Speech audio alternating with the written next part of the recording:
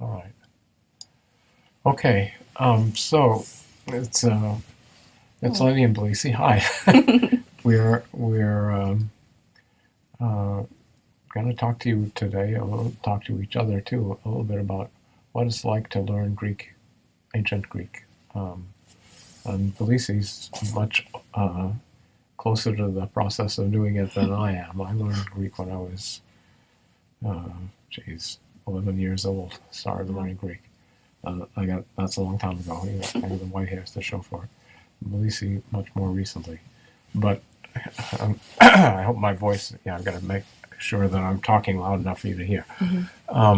The it's a difficult process relative to learning languages, modern languages, or it's a different process. Let's not call it Yeah, difficult. I think the main thing is that it's a different kind of experience. You're in for an adventure in learning ancient Greek, right? definitely. Yep. I mean, what were your expectations when you started? And what were some of the things that happened when you began learning ancient Mm. Greek? I had no idea what to expect. Right. I had never really learned a language formally. I had taken like a few classes in Spanish here or there, but Uh-huh. nothing that I really took too seriously. Right, right, So I had zero idea. And I learned a lot more than I bargained for with Greek. I mean, right, I learned just about grammar in general and how language works. And in a way, it's kind of interesting to not be able to speak it because you don't get tripped up in pronunciation and right, worrying about how you sound or right. like, and you have a little bit of time to really think about it. And, it's a little bit less scary when it's just on paper sometimes. And Yeah, I it's, mean, there are these amazing disadvantages to learning a language that you can't speak because that's mm-hmm, how we actually learned our own languages by speaking them, right? mm-hmm, And so it's a proven fact about the human brain that it can do that, okay, and mm-hmm, anybody can do it. It's somehow or other something that we're able to do, manipulate these complicated systems of symbols. But when you don't activate that stuff, it becomes a much more conscious process. It's an mm-hmm, intellectual process, right? mm-hmm, definitely. Instead of an unconscious process. I mean, it's important to realize that when we speak, we don't think about the grammar of the sentences. We don't Right. think about how to make the words, which ones to choose. It all happens in our unconscious mind in a very, very seamless way. Mm-hmm. And so the whole unconscious process is something that when you learn Greek, you make in consciousness. So it's like, wow, that Yeah. really, it really looks impressive. Mm-hmm. And the important thing is not to get intimidated about it because little Greek children could do it. So can you. That's right. Okay? But it's going to take longer this way Mm-hmm. because we do it in stages, right? Yeah, I think eventually too it helps you like understand your own language and any other language you may have learned Yeah, up to yeah, this point. that's right. I mean, this class Makes doesn't you a lot more assume, aware. when I was a kid, my parents called the school I went to grammar school Mm-hmm. because that's what you learn. Right. um, and nowadays people learn less and less grammar, and so we don't assume that you know anything, and we try to teach you everything that you know, which means learning things about the rules of your own language. Right. And so that's always good to you become aware of things that you may not have known. And for those of you who know grammar, so much the better. But Yeah. everybody's in the same boat in this class. We try to get as close as we can to the experience it is for you, Mm-hmm. and we treat you all the same. So some of you may have had Latin, for example, Right. right? And that helps a lot because it's another language that you don't learn by speaking it. I mean, you can. There are people who actually teach people to speak Latin. There's a guy who's been doing it in Rome for years and years. And you can do that, okay? And it isn't impossible, but it's just an artificial thing for lots of reasons. I mean, we don't have any spoken Greek, right? Mm-hmm. All we have is written Greek, and we have poetry and oratory and Platonic dialogues, but Mm-hmm. it's very clear that they're very fancy kinds of language, and it's not what people said in everyday circumstances. Right. So there's that. The other thing that's important to think about, because we're going to take you through this experience, you're going to learn things about how the language works as a structure, how the language is a system, and there are two parts to it. There's the understanding of of the Greek language as a system. And then there's the fact that there's all this stuff to remember, right? Yeah. And when you learn a language by speaking, the memory, you don't have to memorize lists of vocabulary words when you're a year old. You just use them and you learn them. Mm-hmm. And when you're learning a language this way, you got to put some effort into remembering things. Most of us do. There are some people who are very fast at learning words, and some people who are slower or who need help. And it's not because you're defective. There are all kinds of different learning styles in the world. So one of the things that we try to do in this way of teaching Greek is to be able to adapt to different ways of learning, and to help you. And we hope you all feel comfortable in asking questions, but also in realizing that another way of learning, that happens a lot in language, is that you learn by making mistakes. When you were learning your own language, your parents have spent a lot of time correcting you. Mm-hmm. One of the reasons that I don't speak French as well as I do is because my wife gave up correcting me. It's so annoying to her, okay? But anyhow, I mean, that's part of what parents do in a natural way, okay? So you have to learn not to be afraid to make mistakes. That's part of the learning process. And so we're going to correct you. The important thing is to try and learn from the mistakes, right? And to see if you can not reproduce them. What are some other tips that we can give people who are starting Greek? It's because it's a slow process. It's going to seem like it's a more difficult language than it is. Right. You're going to learn it piece by piece. And here's the other. You should answer that question. What are some of the other things?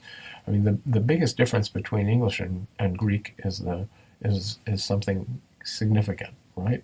It's the fact that in an English sentence, the way we understand English, the rules of grammar that we're not aware of using in English are about the sequence of words in a sentence, right? Right. And that's what determines their function. If you say, this book is yellow, then it's a comprehensible sentence. If you say yellow, this is book, it doesn't mean anything, right? Mm-hmm. In Greek, the word order is not a key to the understanding of a sentence. It's an amazing idea, okay, and a different way of making sentences. There are things that tell you what a word order in English does tell you. Mm-hmm. There are little suffixes, right? Little things that are added onto the ends of words. So there's the word for father, for example, is pater, mm-hmm. and that's when it's the subject of a sentence. So it would be like when father begins the sentence, that's the form that it would have in an English sentence, okay? That's where it would be in an English sentence. But because it has a tag on it that says this form is a subject, you can put it at the end of a sentence, and a Greek person will understand that it's a subject. Right. If it's the direct object, like in father knows his children, okay, the father is the subject of that sentence, the children is what's called the direct object. In Greek, father and children one would have a tag saying it's the subject, and another have a tag saying it's the direct object. Mm-hmm. So you could make the sentence children knows father, and Greeks wouldn't get confused as to who knew what. Right. Because they're clear. But in English, it doesn't make any sense if you say children knows father and stuff like that. You have to make explicit the word order to have the right word order to make the sentence comprehensible. Right. So this is it's like going to Japan, okay, or some other country whose culture is as foreign as can be to you. I mean, if you're Japanese, it's like coming to the United States, where people behave in different ways, right? Mm-hmm. And it's challenging, but it's also mind-bending, right? Definitely. Yeah. Definitely. Yeah. Teaches you to think in new ways, I think. Yeah. And I think that's a huge part of the excitement for me in teaching Greek is that it's learning about a culture that's different from ours. It's not so much that it's older. That's not what really sticks out. It's how interesting it is the way that these people think and express themselves. Mm-hmm. So if you think about, for example, just what we're talking about here, if word order isn't what determines the basic meaning of a sentence, then why do you put certain words in certain places in a sentence, in a Greek sentence?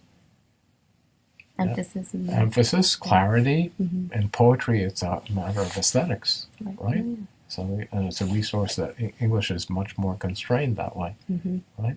So there are some amazing things that happen in that, and because of the way that this language is structured. All right. Well, there are other things that we should tell these people. So, yeah, we were going to talk a little bit about there's the systematic part of language, and there's the memorizing part of language, the memory part, Mhm. and learning vocabulary, learning rules, starting out by learning even things like the alphabet. These are things. When you learned the alphabet, you learned it probably by singing a song, right? Mhm. You can make up a song for the Greek alphabet if you want. Or you can, I at my school, which was in Boston, we had the school cheer was Alpha, Beta, Gamma, Hamma, Roxbury, Hamma. They had a real Boston accent. But anyway, you can remember Alpha, Beta, Gamma. Those kinds of things are helpful in learning language. Things that you say are much easier than things that you read, and memorizing things that are written is a lot harder than memorizing things that you hear. Mhm. Do you know what I mean? Like, can you think of examples? Like, there are things that you don't want to memorize. Yeah, like songs or jingles or Advertising things, commercials, right? Yeah. You never see them written, but they stick with you. Yeah, exactly. Right? So, and it can be hard to get them out of your head. So the concept of singing is something very helpful when it comes to trying to understand the way language memory works. So in any case, what we're saying is that here these are little examples of how learning Greek teaches you to be conscious of processes and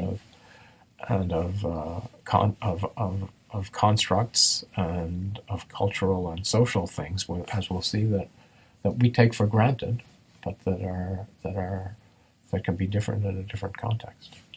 And so that's part of the adventure is an adventure in language and an adventure in how you learn. Okay, Right. because you got to be alert to the fact that you may not be learning the same way the person next to you is, and that's okay. That's we have a big tent here, and we want to help you and deal with your individuality as a learner. Okay. All right. So we say done.